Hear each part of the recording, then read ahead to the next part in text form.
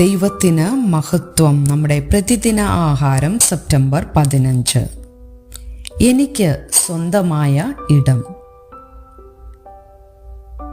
ഇതാ, സഹോദരന്മാർ ഒത്തൊരുമിച്ച് വസിക്കുന്നത് എത്ര ശുഭവും എത്ര മനോഹരവുമാകുന്നു.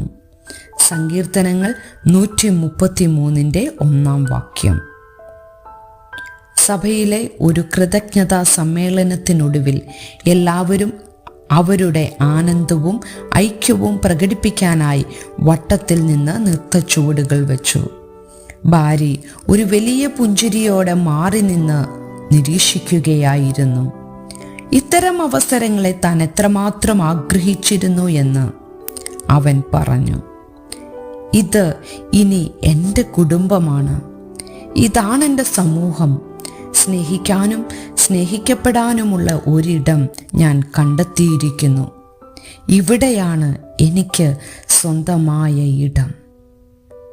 ചെറുപ്പത്തിൽ ഭാര്യ മാനസികവും ശാരീരികവുമായി ക്രൂരമായ പീഡനം സഹിച്ചു. ജീവിതത്തിൽ സന്തോഷം നഷ്ടപ്പെട്ടു. എന്നാൽ ഭാര്യയുടെ സ്ഥലത്തെ സഭ അവനെ യേശുവുമായുള്ള ബന്ധത്തിലേക്ക് നടത്തി. അവരുടെ കലർപ്പില്ലാത്ത സന്തോഷവും ഐക്യവും കണ്ട് ഭാര്യ ക്രിസ്തുവിനെ അനുകരിക്കുവാനും സ്നേഹവും അംഗീകാരവും അനുഭവിക്കുവാനും തുടങ്ങി. സങ്കീർത്തനം 133 ദൈവജനത്തിൻ്റെ ശുഭവും മനോഹരവുമായ ഐക്യത്തിൻ്റെ ദൂരവ്യാപകമായ സൽഫലങ്ങൾ വിവരിക്കുവാൻ ദാവീദ് രാജാവ് ശക്തമായ പ്രതീകങ്ങൾ ഉപയോഗിക്കുന്നു. അമൂല്യ തൈലം കൊണ്ട് ഒരാളെ അഭിഷേകം ചെയ്തിട്ട് ആ തൈലം വസ്ത്രാഗ്രങ്ങളിലേക്ക് ഒഴുകിയിറങ്ങിയതുപോലെ ആണെന്ന് താൻ പറഞ്ഞിരിക്കുന്നു. ഇങ്ങനെ അഭിഷേകം ചെയ്യുന്നത് പുരാതന കാലത്ത് പതിവായിരുന്നു. പ്രത്യേകിച്ചും ഒരാളെ ഭവനത്തിലേക്ക് സ്വീകരിക്കുമ്പോൾ. ദാവീദ് ഈ ഐക്യത്തെ വീണ്ടും പർവ്വതത്തിൽ പെയ്ത ജീവനും സമൃദ്ധിയും ഉളവാക്കുന്ന മഞ്ഞിനോട് ഉപമിക്കുന്നു.